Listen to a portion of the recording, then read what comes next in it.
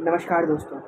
खालिद एक गोट हर्डर जो कि अपनी गोट्स को फॉरेस्ट के अंदर चराने को लेके गया था और उसने देखा कि उसकी गोट्स एक ट्री से बेरीज खा रही थी। और फिर जब वह अपने घर पे गया फिर से अपनी गोट्स के साथ, तब तक रात हो गई थी और रात को उसने देखा कि उसकी गोट्स इतनी ज़्यादा एनर्जेटिक थी कि वो सोना नहीं चाहती और इसी वजह से वो चौंक गया।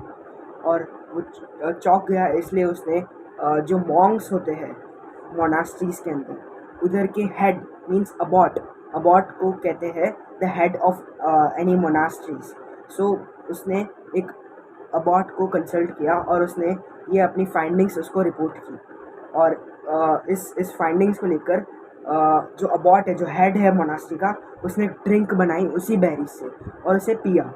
और फिर जब जो लॉन्ग प्रेयर्स होती है मोनास्ट्रीज के अंदर, मॉन्क्स करते हैं, वो बहुत लंबे लंबे घंटों की होती है, तो उसके अंदर वो पूरे सेशन के अंदर बहुत ही ज़्यादा अलर्ट हो गए थे। और अब आप कैसे कर सकते हैं कि वो बेरीज किसकी थी? जी हाँ, वो बेरीज थी कॉफ़ी की।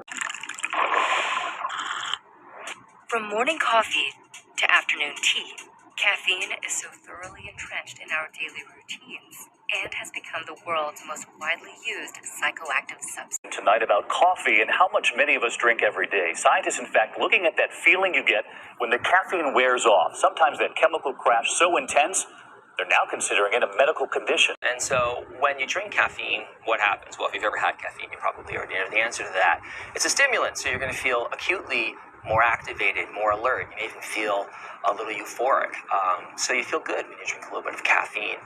The downside of caffeine acutely is it can make you feel maybe a little anxious, a little bit. तो हम लोगों ने बहुत से लोगों से सुना है और इवन हमारे मम्मी पापा से भी सुना है कि कॉफ़ी पीने के बाद हम लोग ज़्यादा अलर्ट हो जाते हैं, हम लोग ज़्यादा देर तक जग सकते हैं। और जब रात को पढ़ाई करनी हो तब हम कॉफ़ी या फिर चाय पीते हैं ताकि हम लोग ज़्यादा देर तक जग सकें। तो ऐसा क्यों होता है? वो इसलिए होता है, मैं आपको एकदम स्टार्टिंग से बताता हूँ।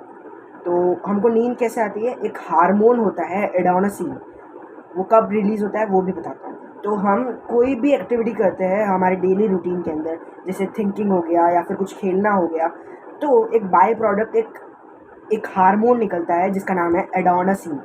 तो ये जो एडेनोसिन है वो हमारे ब्रेन की एक्टिविटी को स्लो डाउन कर देता है। वो कैसे करता है?